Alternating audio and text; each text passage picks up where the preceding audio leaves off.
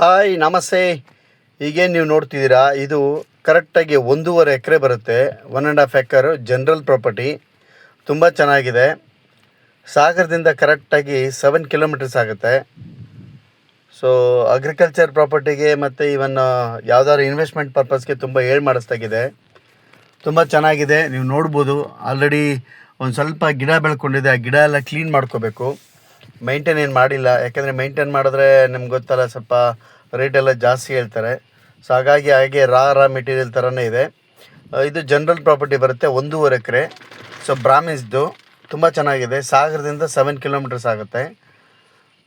ನೀವು ಸಿಗಂದೂರು ರೋಡಿಂದನೂ ಬರ್ಬೋದು, ವರದಳ್ಳಿ ರೋಡಿಂದನೂ ಬರ್ಬೋದು. ತುಂಬ ಚೆನ್ನಾಗಿದೆ ಈ ಪ್ರಾಪರ್ಟಿ.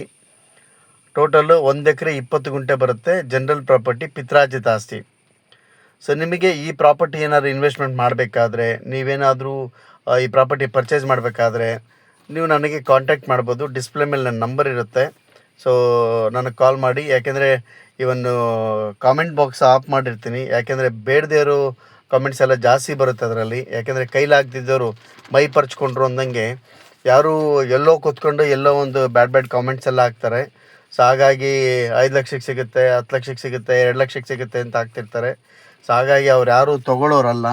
ಸುಮ್ಮನೆ ಏನೋ ಟೈಮ್ ಪಾಸ್ಗೆ ಅಥವಾ ನಮಗೆ ಆಗದೇ ಇರೋರು ಈ ಥರ ಒಂದು ಕಾಮೆಂಟ್ಸ್ ಎಲ್ಲ ಹಾಕ್ತಾರೆ ಅಂತ ಹೇಳ್ಬಿಟ್ಟು ಕಮೆಂಟ್ ಬಾಕ್ಸ್ ಆಫ್ ಮಾಡಿರ್ತೀನಿ. ನೀವು ಡೈರೆಕ್ಟ್ ನನಗೆ ಕಾಲ್ ಮಾಡಿ, ಇಲ್ಲ ವಾಟ್ಸಪ್ಪಲ್ಲಿ ಮೆಸೇಜ್ ಮಾಡಿ, ನಾನು ನಿಮಗೆ ರಿಪ್ಲೈ ಮಾಡ್ತೀನಿ. ಇಲ್ಲಾಂದರೆ ನಾನು ಕಾಲ್ ಮಾಡಿ ನಾನು ಮಾತಾಡ್ತೀನಿ. ಈ ಪ್ರಾಪರ್ಟಿ ಬಗ್ಗೆ ಕಂಪ್ಲೀಟ್ ಡೀಟೇಲ್ಸ್ನ ನಾನು ನಿಮಗೆ ಕೊಡ್ತೀನಿ.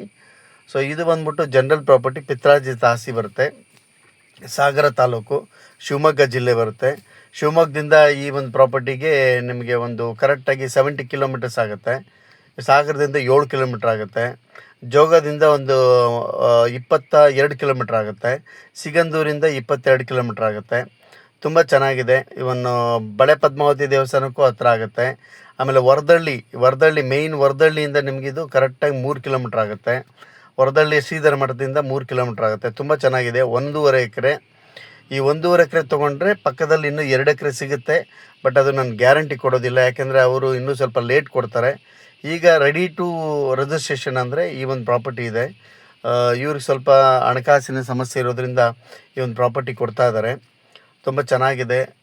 ಮಾಡಿಸ್ತಾಗಿದೆ ನಿಮ್ಗೆ ಇನ್ವೆಸ್ಟ್ಮೆಂಟ್ ಪರ್ಪಸ್ಗೆ. ಸೊ ನಿಮಗೇನಾದರೂ ಈ ಪ್ರಾಪರ್ಟಿ ಬಗ್ಗೆ ಮಾಹಿತಿ ಬೇಕಾದರೆ ಅಥವಾ ಈ ಪ್ರಾಪರ್ಟಿ ಬಗ್ಗೆ ನೋಡಬೇಕು ಅಂದರೆ ನನಗೆ ಕಾಲ್ ಮಾಡಿ, ನಾನು ಕರ್ಕೊಂಡೋಗಿ ಈ ಪ್ರಾಪರ್ಟಿನ ತೋರಿಸ್ಕೊಡ್ತೀನಿ.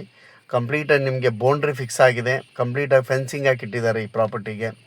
ಸೊ ಈಗೇನಂದರೆ ಒಂದು ಸ್ವಲ್ಪ ಮೇಂಟೈನ್ ಮಾಡದಿರೋ ಕಾರಣದಿಂದಾಗಿ ಚೆನ್ನಾಗಿ ಈ ಗಿಡ ಎಲ್ಲ ಬೆಳ್ಕೊಂಡಿದೆ. ಆ ಗಿಡ ಎಲ್ಲ ಕ್ಲೀನ್ ಮಾಡಿದ್ರೆ ಒಂದು 2 ಲಕ್ಷ ರೂಪಾಯಿ ಖರ್ಚು ಮಾಡಿದ್ರೆ ಸಾಕು. ನಿಮ್ಮ ಕಂಪ್ಲೀಟ್ ಗಿಡ ಎಲ್ಲ ಕ್ಲೀನ್ ಮಾಡಿಸಿ, ನಾನೇ ಬೇಕಾದ್ರೆ ಕ್ಲೀನ್ ಮಾಡಿಸ್ಕೊಡ್ತೀನಿ. ಸೊ ಕ್ಲೀನ್ ಮಾಡಿಸಿ ಕಂಪ್ಲೀಟ್ ಇದಕ್ಕೆ ಫೆನ್ಸಿಂಗ್ ಆಲ್ರೆಡಿ ಹಳೆ ಫೆನ್ಸಿಂಗ್ ಹಾಕಿದ್ದಾರೆ. ಹೊಸ ಫೆನ್ಸಿಂಗ್ ಹಾಕ್ಬಿಟ್ರೆ ತುಂಬ ಚೆನ್ನಾಗಿರುತ್ತೆ. Tar road attach. ಟಾರ್ ರೋಡಿಂದನೇ ನಿಮ್ಗೆ ಎಂಟ್ರಿ ಸಿಗುತ್ತೆ. ಟಾರ್ ರೋಡ್ ಅಟ್ಯಾಚ್ ಇದೆ.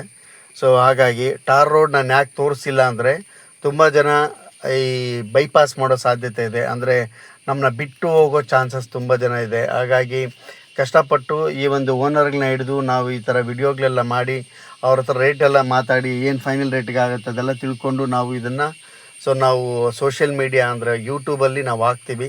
ಬಟ್ ಸ್ವಲ್ಪ ಜನ ಏನು ಮಾಡ್ತಾರೆ, ಕಂಪ್ಲೀಟ್ ಲೊಕೇಶನ್ ಗೊತ್ತಾಗ್ಬಿಟ್ರೆ ಸೀದಾ ಅಲ್ಲಿಗೆ ಹೋಗೋ ಚಾನ್ಸಸ್ ಇರುತ್ತೆ. ಹಾಗಾಗಿ ನಾನು ರೋಡನ್ನ ತೋರಿಸ್ತಾ ಇಲ್ಲ. ಸೊ ರೋಡಿಂದನೇ ಇದು ಅಟ್ಯಾಚ್ ಇದೆ ಈ ಪ್ರಾಪರ್ಟಿ. ಕಂಪ್ಲೀಟಾಗಿ ನಿಮಗೆ ಜನರಲ್ ಬರುತ್ತೆ. ಇದು 1 ಎಕರೆ 20 ಗುಂಟೆ ಜನರಲ್ ಪ್ರಾಪರ್ಟಿ. ತುಂಬ ಚೆನ್ನಾಗಿದೆ. ಸೊ ಈ ಒಂದು ಪ್ರಾಪರ್ಟಿ ನಿಮ್ಗೇನಾದ್ರು ಬೇಕು ಅಂದರೆ ನನಗೆ ಕಾಲ್ ಮಾಡಿ. ಡಿಸ್ಪ್ಲೇ ಮೇಲೆ ನನ್ನ ನಂಬರ್ ಇರುತ್ತೆ.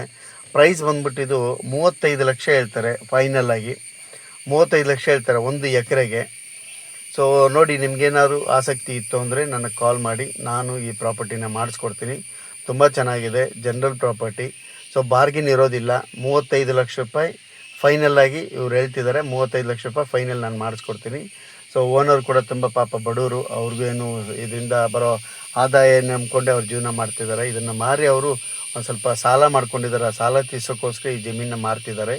ಸೊ ಅವ್ರದ್ದು ಪಿತ್ರಾರ್ಜಿತ ಆಸ್ತಿ. ಯಾವುದೇ ಥರ ಟೆನ್ಷನ್ ಇಲ್ಲ. ಒಂದೇ ಫ್ಯಾಮ್ಲಿ, ಸಿಂಗಲ್ ಫ್ಯಾಮ್ಲಿ. ಅವ್ರಿಗೆ 2 ಮಕ್ಕಳಿದ್ದಾರೆ. ಅಷ್ಟು ಬಿಟ್ಟರೆ ಬಾಕಿದ್ದೇನೇನು ಸಮಸ್ಯೆ ಇಲ್ಲ. ಆರಾಮ್ಸೆ ಈ ಪ್ರಾಪರ್ಟಿ ನೀವು ಮಾಡ್ಕೋಬೋದು. ಚೆನ್ನಾಗಿದೆ. ಸೊ ಇನ್ವೆಸ್ಟ್ಮೆಂಟ್ ಪರ್ಪಸ್ಗೆ ಮಾಡಿಸ್ದಾಗಿದೆ.